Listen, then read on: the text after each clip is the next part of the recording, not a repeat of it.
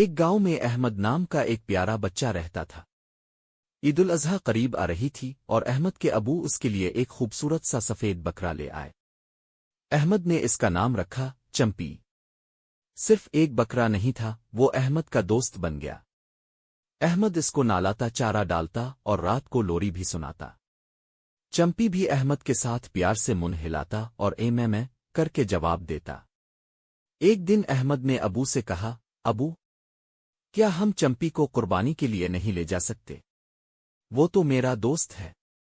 ابو نے مسکرا کر احمد کو پیار سے سمجھایا، بیٹا، قربانی صرف جانور دینا نہیں، قربانی سیکھنا ہوتا ہے۔